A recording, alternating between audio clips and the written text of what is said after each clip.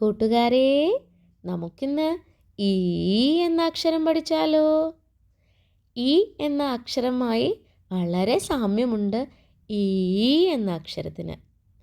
ഇത് നീട്ടി പറയണം. ഒരു ലോങ് സൗണ്ട് ലെറ്ററാണ് ഈ. ഈ എഴുതുന്നത് എങ്ങനെയാണെന്ന് നോക്കിയാലോ?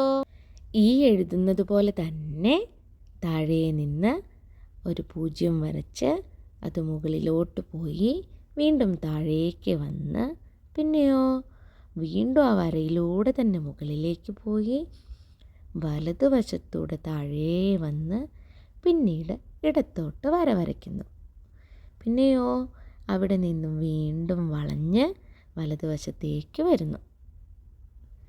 പിന്നെ അതിൻ്റെയും വലതുവശത്തായി, അതായത് റൈറ്റ് സൈഡിലായി ഒരു ചിഹ്നം വരയ്ക്കുന്നു. താഴെ നിന്ന് മുകളിലോട്ട്, പിന്നെയോ വീണ്ടും താഴേക്ക്, വീണ്ടും മുകളിലോട്ട്, വീണ്ടും താഴേക്ക് വന്ന് പകുതിയിൽ വന്ന് നിർത്തുന്നു. അതാണ് ഈ. ഇപ്പോൾ പഠിച്ചില്ലേ? നമുക്ക് ഒന്നുകൂടെ എഴുതി നോക്കിയാലോ?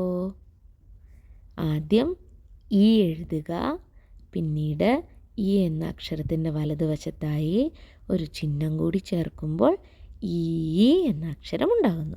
നമുക്ക് ഈ വരുന്ന വാക്കുകൾ നോക്കാം.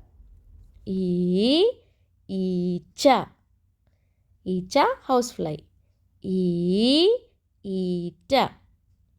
ഈ ഈണം ട്യൂൺ. ഈ ഈന്തപ്പഴം ഡേറ്റ്സ്. ഈ ഈശ്വരൻ ഗോഡ്. അപ്പോൾ എന്താ ഈ വെച്ച് പഠിച്ചത്? ഈ എന്ന അക്ഷരം ഒരു ലോങ് സൗണ്ട് ലെറ്ററാണ്. അത് വായിക്കുമ്പോൾ നീട്ടി വായിക്കണം. അതുപോലെ എഴുതാൻ ആദ്യം നിങ്ങൾ ഈ എന്ന അക്ഷരം എഴുതുക. എന്നിട്ടോ അതിൻ്റെ വലതുവശത്തായി ഈ ചിത്രത്തിൽ കാണുന്നത് പോലെയുള്ള ചിഹ്നം ചേർക്കുക. അപ്പോൾ വീണ്ടും അടുത്ത അക്ഷരവുമായി അടുത്ത ദിവസം കാണാം. Bye bye.